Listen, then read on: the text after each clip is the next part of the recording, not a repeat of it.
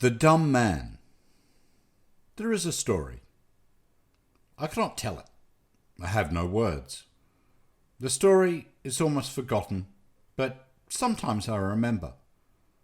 The story concerns three men in a house in a street. If I could say the words, I would sing the story.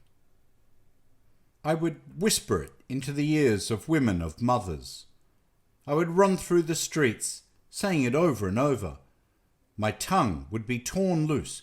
It would rattle against my teeth. The three men are in a room in the house. One is young and dandified. He continually laughs. There is a second man who has a long white beard. He is consumed with doubt, but occasionally his doubt leaves him and he sleeps. A third man there is, who has wicked eyes and who moves nervously about the room, rubbing his hands together. The three men are waiting. Upstairs in the house, there is a woman standing with her back to a wall, in half darkness by a window.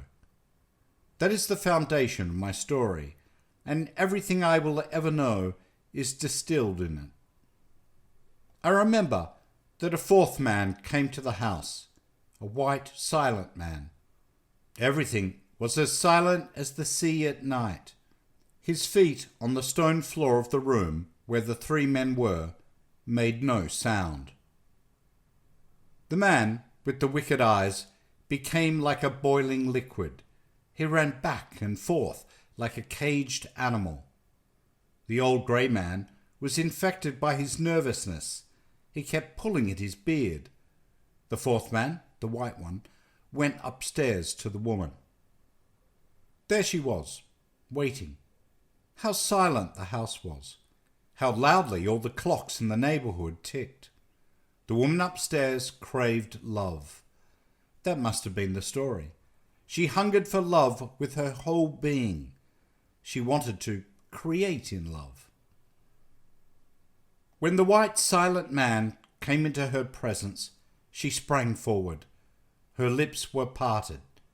There was a smile on her lips. The white one said nothing. In his eyes there was no rebuke, no question. His eyes were as impersonal as stars. Downstairs, the wicked one whined and ran back and forth like a little lost, hungry dog. The grey one tried to follow him about, but presently grew tired and lay down on the floor to sleep. He never awoke again.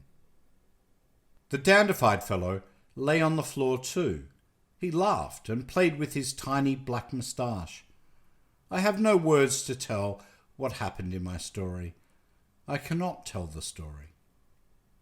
The white silent one may have been death. The waiting, eager woman may have been life. Both the old grey-bearded man and the wicked one puzzle me. I think and think, but cannot understand them. Most of the time, however, I do not think of them at all.